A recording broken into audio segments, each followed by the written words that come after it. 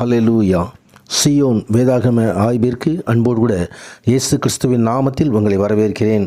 இந்த தினத்திலும் ஆதியாகம புஸ்தகம் அதிகாரங்கள் 22 முதல் 24 அதிகாரங்களிலுள்ள வசனங்களை தியானிக்க சர்வ வல்லமையுள்ள தேவன் தாமே நமக்கு கிருபை பாராட்டுவாராக. ஆதியாகமம் 22வது அதிகாரத்திலே ஆபிரகாம் சோதிக்கப்படுகிற ஒரு நிகழ்ச்சி குறித்து வேதம் தெரிவிக்கிறது. தேவன் பேரில் ஆபிரகாமுக்கு இருந்த விசுவாசமும் தேவனுக்கு ஆபிரகாம் செய்திருந்த அர்ப்பணிப்பும் மிக அதிக அளவில் சோதிக்கப்பட்டன. சாதாரணமான மனித அறிவுக்கு முற்றிலும் முரண்பாடானதும் பிள்ளையின் மேல் தகப்பன் கொண்டிருக்கும் அன்புக்கும் ஒரு தகப்பனின் வாழ்க்கைக்குரிய நம்பிக்கைக்கும் சவாலான ஒரு காரியத்தை செய்யும்படி தேவன் ஆபிரகாமுக்கு கட்டளையிட்டார். ஆபிரகாமின் வரலாற்றில் அவனுக்கு விசுவாசத்துக்கு ஏற்பட்ட 3 சோதனைகள் உண்டு. முதலாவதாக ஆபிரகாம் தன்னுடைய ஜனங்களையும் தேசத்தையும் விட்டு புறப்பட்டு போகும்படி கூறப்பட்டது.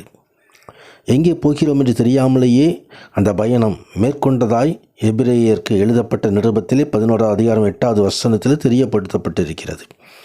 இரண்டாவதாக ஆபிரகாம் தேவன் ஆபிரகாமோடு செய்த உடன்படிக்கையும் வாக்குத்தத்தங்களும் நிறைவேறாமல் 25 ஆண்டுகள் கர்த்தர் பேரில் விசுவாசமும் நம்பிக்கையையும் கொண்டிருந்ததை குறித்து அங்கே வேதத்தில் நாம் பார்க்கிறோம்.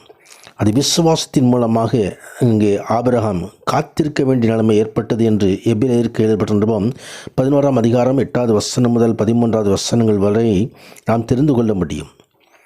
தொடர்ந்து 3ஆவதாக வாக்குத்தத்தம் பண்ணப்பட்ட குமாரனாகிய ஈசாக்கை பலியிட சொன்னது.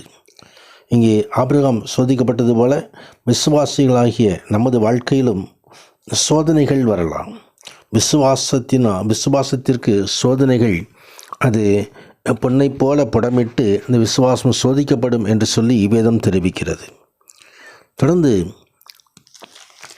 ஆண்டவராகிய தேவன் கொடுத்த அந்த கட்டளையின்படியெல்லாம் ஆபிரகாம் கீழ்ப்படிந்தார், விசுவாசத்தோடு கீழ்ப்படிந்தார். அப்பொழுது ஆண்டவராகிய தேவன் ஆபிரகாம் பலியிட தயாரான பொழுது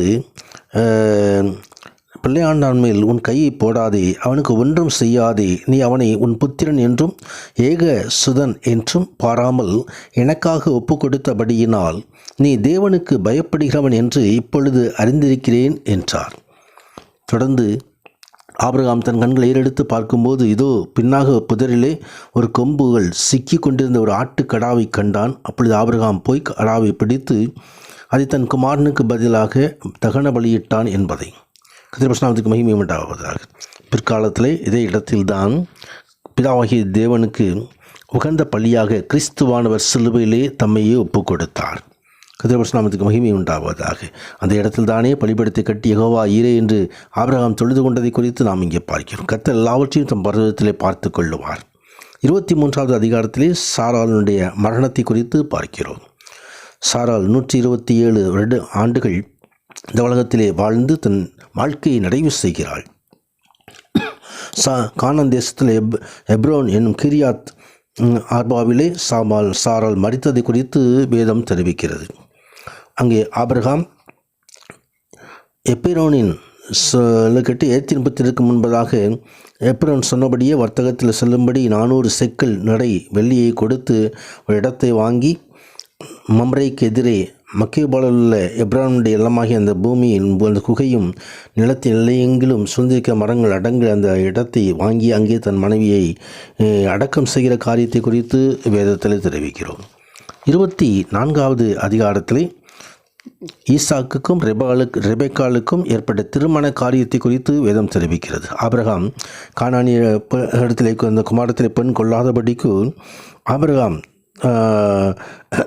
அந்த ஒரு ஆண்டவராகிய தேவன் தெரிந்து கொள்ளப்பட்ட சந்ததி உருவாக்கும்படி இங்கே தனது வேலைக்காரனாகிய இளையசரை அனுப்பி பெண் கொள்ளுகிற காரியத்தை குறித்து நாம் இங்கே பார்க்கிறோம். கர்த்தருக்கு மகிமை உண்டாவதாக.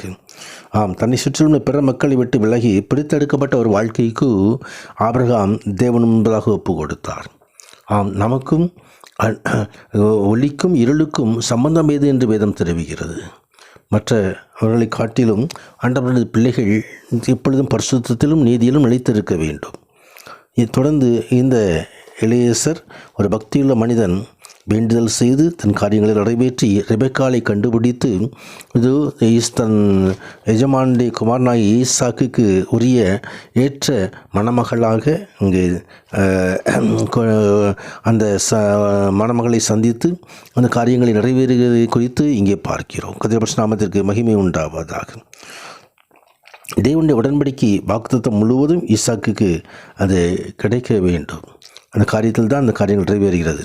ரெபெக்காளை மீண்டுமாக தனது அந்த இல்லத்திலிருந்து அழைத்து வந்து ஈசாக்குக்கு உரிய துணையாக கொடுக்கதான காரியங்களை குறித்தும் இங்கே பார்க்கிறோம். கர்த்தருடைய நாமத்துக்கு மகிமை உண்டாதாக. ஈசாக்கு ரெபெக்காளை தன் தாயின் சாராளுடைய கூடாரத்துக்கு அழைத்து கொண்டு போய் அவளை தனக்கு மனைவியாக்கி கொண்டு அவள் நேசித்தான் என்று சொல்லி வேதம் தெரிவிக்கிறது. நாம் இந்த கர்த்தருடைய சித்தத்துக்கு ஒப்பு கொடுப்போம். கர்த்தர் மகிமையான ஆசீர்வாதங்களை செய்வாராக.